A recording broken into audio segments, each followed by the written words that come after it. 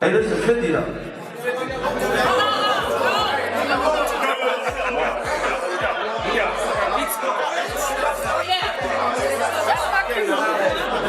The streets went quiet, and then loud, all at once when word spread that 50 Cent had been confronted by people connected to Wack100. Anyone who truly understands the culture knows that approaching 50 the wrong way is never a small or casual move. This story didn't land like random gossip or background noise. It hit more like a chessboard getting flipped mid-game, instantly changing the dynamics. The moment the confrontation rumor surfaced, fans were quick to label it a major mistake. Not because of fists flying or public chaos, but because of how calculated and strategic 50's responses tend to be. This wasn't about who yelled the loudest or who stood closest. It was about who controls the consequences when the dust settles. The energy around the situation felt tense, measured, and dangerous, even without anything dramatic happening on camera, which is exactly why it caught fire so fast. Context mattered. 50 Cent has spent years building a reputation for moving smart, not loud. He doesn't rush, doesn't panic, and rarely reacts in ways that benefit his opponents or give them leverage. That's why the idea of a crew stepping to him immediately raised eyebrows. The streets understand hierarchy, and they also understand reach. When someone with a long memory and even longer influence gets confronted, the fallout doesn't always show up right away. It comes later, quietly, strategically, and everywhere at once. That's the kind of mistake people were really talking about. Not a fight, not a scene, but a serious misread of the board. You got the drop on 50 Cent one time? We thought we did until we got in there. Mike called us, told he was up there. I got up there. We got up there, we came in and strapped to their thigh, bullies on them, semis on them, magazine cartridges. I said, yeah, he ain't slipping. Today's not the day. Nah, 50 moved different. He moved different. And did 50 I'm glad see that you? didn't happen. No, he see me. But he didn't know that's what we was on. We never approached it. I'm glad it never happened. Things worked out. Told us that, not trying to throw shots at him. Sure. But you could not do nothing to him because he had that real. What amplified the moment was the history between 50 Cent and Wack100. Their names have crossed paths before in past conversations, interviews, and industry debates, often with tension simmering just beneath the surface. Nothing ever fully boiled over into something explosive, but the friction was always there, lingering in the background. That's exactly why this confrontation felt less like a surprise and more like a line being quietly tested. And testing lines around someone known for patience, discipline, and long-term strategy is risky business. The culture picked up on that almost immediately. Social media didn't react with panic or chaos. It reacted with analysis. Clips were paused and replayed. Words were weighed carefully. Timelines filled with breakdowns instead of outrage. And the silence surrounding the moment ended up speaking louder than any shouting ever could. Fans pointed out that 50 Cent didn't jump online swinging. He didn't rant. He didn't issue threats or throw subliminal shots. Instead, he let the moment breathe, allowing space to do the talking for him. That restraint is what made it feel serious. When noise doesn't come instantly, something else usually does. And in situations like this, people know that silence isn't empty, it's intentional. Always respected Eminem, 50, and that was with us. So Suge came, he had some Mexican niggas. Now we from New York. You ain't never seen a nigga with a tattoo on his forehead. Sliced the cigar, and it's the shit about Suge. He liked the cigar, and he was trying to see what you gonna do. So Eminem, 50, everybody out. By the end of that first wave, the narrative had shifted away from aggression entirely. It wasn't about threats or intensity anymore. It was about judgment.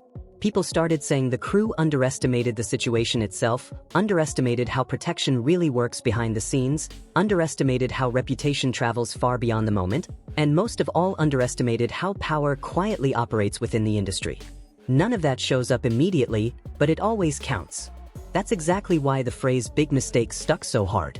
Not because of what happened in that moment, but because of what could follow afterward. The concern wasn't about the present, it was about the long game and the consequences that tend to surface when things seem calm on the outside. Say we were scared, but it was the Vibe Awards when we seen Suge Knight and Irv Gotti, and they walked past the trail. 50 just look at James Cruz, so he just taps James Cruz and say, "Yo, go buy 20 knives." Yeah, just go to the hardware store.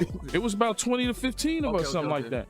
And Suge Knight got like some crazy looking Compton-looking dudes with them. You know what I'm saying? So it just, you felt that. As more details circulated, the story slowly shifted from shock to strategy, because everyone wanted to understand why the confrontation happened in the first place. Some said it was about respect, others argued it came down to ego. But the culture knows confrontations don't exist in a vacuum. There's always context behind them. And in this case, that context included years of commentary, interviews, and behind-the-scenes tension that made the move look far less spontaneous and much more intentional. Intentional moves carry weight. Because of that, the streets began discussing how confrontations like this actually play out over the long term. It's never really about the moment itself. It's about the ripple effects that follow. Who starts feeling uncomfortable? Who begins watching more closely? Who quietly decides to distance themselves without saying a word? Those kinds of shifts rarely make headlines, but they change trajectories in real ways. And when someone like 50 is involved, trajectories matter. He's known for letting situations reveal themselves before stepping in, and that approach makes people nervous. Nervous energy spreads fast. Another layer that kept the story alive was how calm everything stayed in public. There were no viral shouting matches, no messy leaks, no explosive back and forth, just whispers, reactions, and speculation. That calm made the situation feel more serious than chaos ever could. In the culture, loud drama burns out quickly. Quiet tension lingers. And this one lingered. People started asking who actually gained anything from the confrontation. The answer wasn't clear. And when the outcome is unclear, it usually means someone miscalculated. Serious video that vanished from InfoMind's channel was about none other than 50 Cent. What InfoMinds did, he would show pictures of 50 Cent, different pictures of 50 Cent in regular settings, right? Until InfoMinds highlighted this guy that was in like every picture. That shit that happened to Slowbucks on that stage, InfoMind's documentary had footage from that Slowbuck situation. He was highlighting niggas and shit. Fans also pointed out how crews sometimes confuse presence with power. Standing close doesn't equal control, and talking tough doesn't automatically translate to leverage. Real power lives in access, alliances, and timing. That's why approaching someone with reach and patience can backfire without a single punch ever being thrown. The culture understands that distinction clearly, which is why reactions leaned cautious instead of hyped. This wasn't entertaining, it was instructive. As conversations continued, people started bringing up past examples of situations where confrontations didn't explode right away but instead led to long-term consequences. Careers stalled. Doors quietly closed. Narratives slowly shifted. Nobody needed names to understand the lesson being referenced. The message was clear enough on its own. Some figures don't need to respond publicly because their influence already speaks for them. And when influence speaks, it doesn't raise its voice. By this point, the situation wasn't really about who confronted who anymore. It had turned into a live case study on power dynamics unfolding in real time. The culture wasn't waiting for a response, it was watching for outcomes. And watching is where real pressure lies. The mistake wasn't loud. It was structural. And structural mistakes echo far longer than emotional ones ever do. As the dust settled, the conversation matured into a deeper reflection on how the industry handles confrontation, because this moment exposed the difference between street logic and industry logic. Street logic says address issues face to face. Industry logic says document, wait, and move pieces quietly. When those two logics collide, the outcome isn't always visible right away. That's what made this situation feel so heavy. The silence wasn't empty, it was loaded. People started noticing how nothing followed publicly. No clapbacks, no interviews, no threats. That absence spoke volumes. In a culture addicted to instant reaction, restraint stands out. Restraint suggests confidence. Confidence suggests control. And control makes people uneasy. The streets recognize that energy immediately. It's the calm before shifts happen behind the scenes, and those shifts never come with warning labels. The story also highlighted how crews sometimes move on emotion while individuals operate on strategy. That gap can be dangerous. Emotion wants resolution now. Strategy wants advantage later. When those motivations clash, the emotional side usually loses ground. The culture recognized that pattern instantly. This wasn't about toughness. It was about foresight. And foresight wins far more often than force. Another angle that kept the topic alive was how quickly fans framed the situation as avoidable. Not because confrontation itself is wrong, but because timing matters. Setting matters. Stakes matter. Choosing the wrong moment to press someone with long reach can quietly close doors without anyone ever saying a word. That's the quiet damage people were talking about. Damage that doesn't trend, but lasts.